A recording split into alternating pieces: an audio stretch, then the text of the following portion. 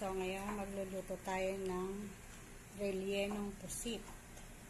So, first, yung pusit, lilinisin, tatanggalin yung ulo, syempre.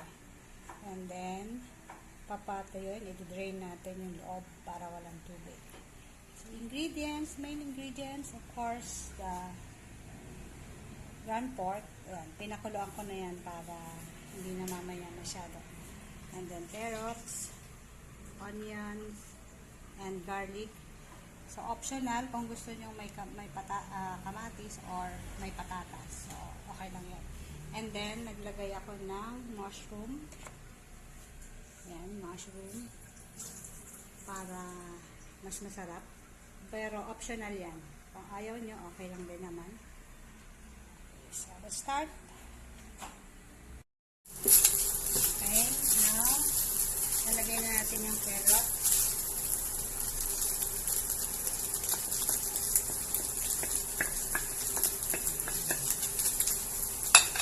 Sabay-sabayin na natin.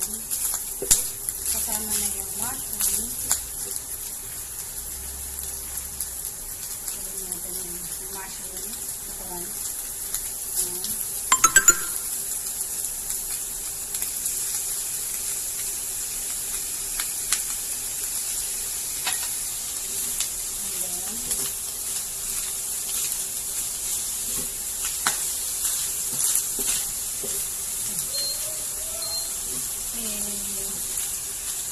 Low heat lang natin para hindi masunog yung giniling.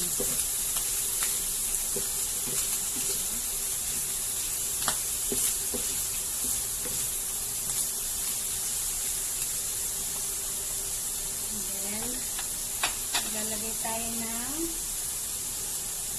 black pepper.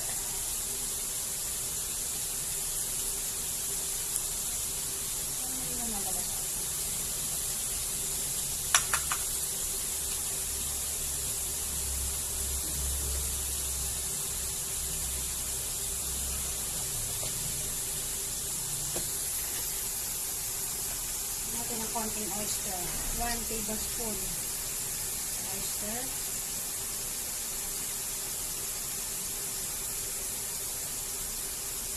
Okay. And then, salt.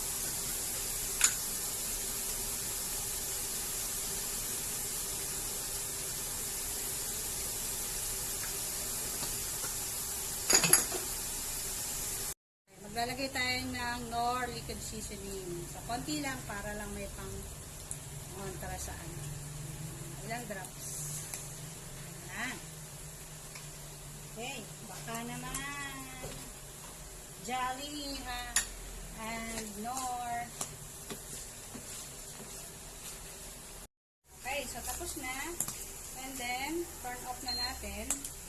So, hintayin lang natin mag-cool down bago natin ilagay dun sa pusit. So, ipapasok natin siya sa pusit. Okay, so